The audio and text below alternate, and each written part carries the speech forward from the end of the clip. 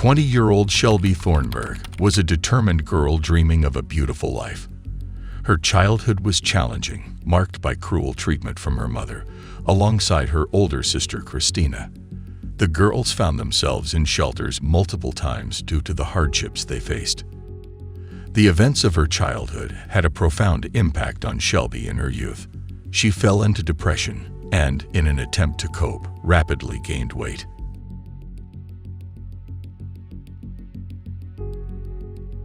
For many years, she struggled with excess weight, but through diligent self-work over 2 years, she managed to lose more than 176 pounds. Shelby felt healthy and beautiful for the first time.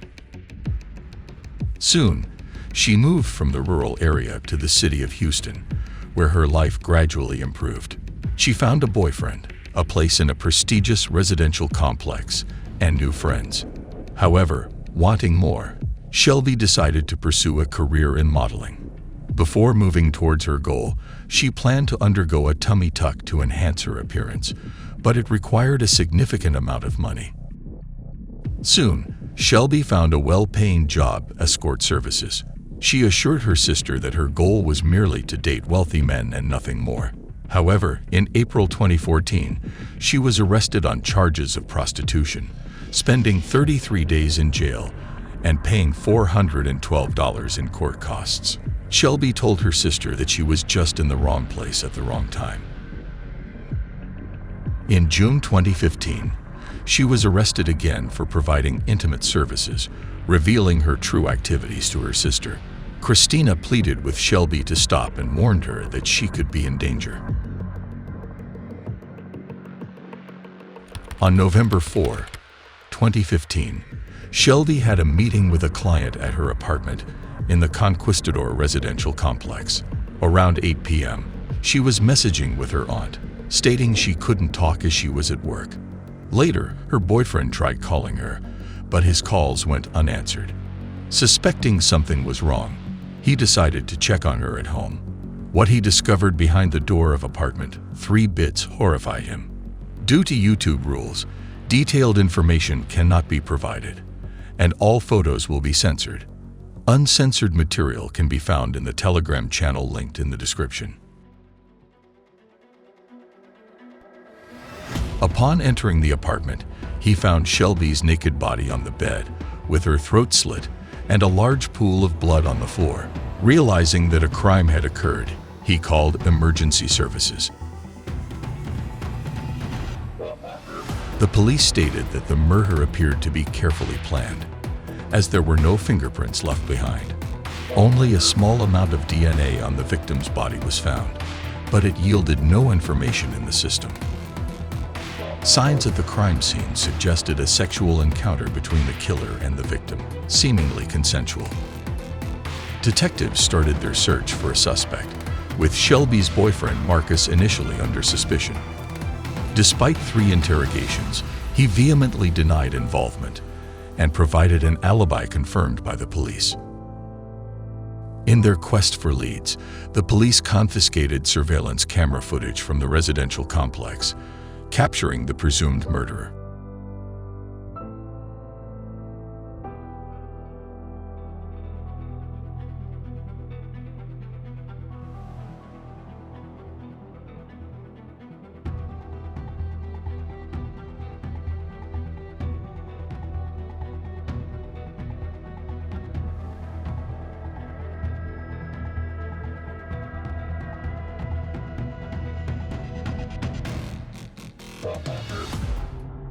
The footage shows an unknown man entering the building and sitting on a couch.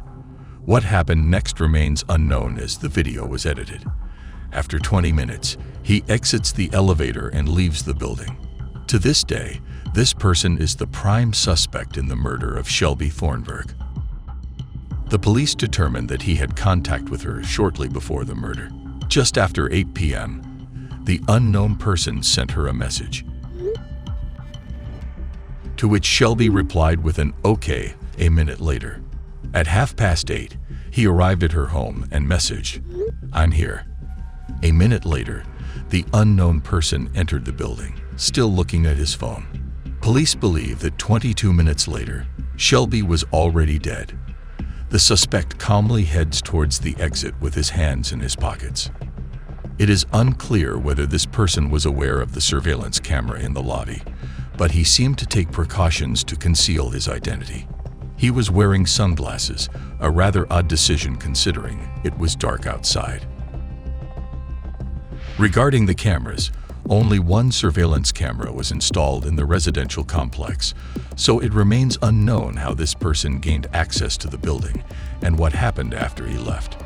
Law enforcement tried to track down the killer using his mobile phone data, but the criminal seemed to have planned everything in advance. The phone he used was purchased without providing any documents, only with cash. This made it impossible for the police to determine the device's owner. Moreover, after the murder, the phone was deactivated, rendering tracking impossible. However, the police managed to obtain some information about this person.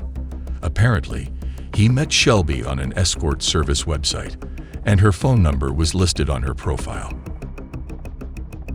Considering all the circumstances of the case, it can be assumed that the murder was likely not random. The meticulous planning, absence of traces left by the killer, and leaving the building without a drop of blood may suggest that he could be a serial killer or a contract killer. Despite Shelby's boyfriend being excluded as a suspect, many still believe that he might be behind Shelby's death.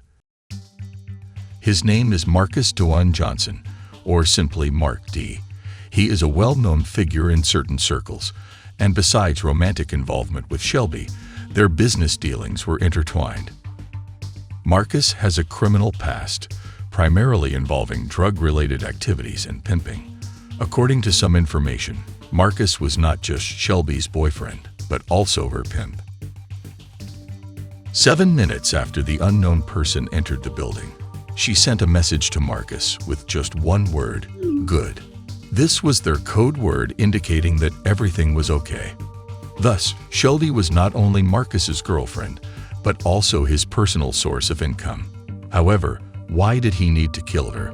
According to some information, Shelby worked for the police, serving as their informant, while Marcus was unaware of this.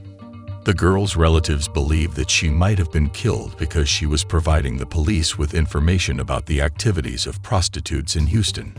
It is noteworthy that a few days before, and shortly after the girl's death, there were 2 major arrests of prostitutes in the city. Something else indicating Shelby's possible connection with the police is the fact that 4 months after her second arrest for prostitution, her case was completely closed because the witness did not appear in court. This seems strange, and it is entirely possible that the girl cooperated with the police to avoid punishment. Perhaps Marcus found out about Shelby's ties to the police and decided to get rid of her. The person in the recording may be a professional killer hired by Marcus.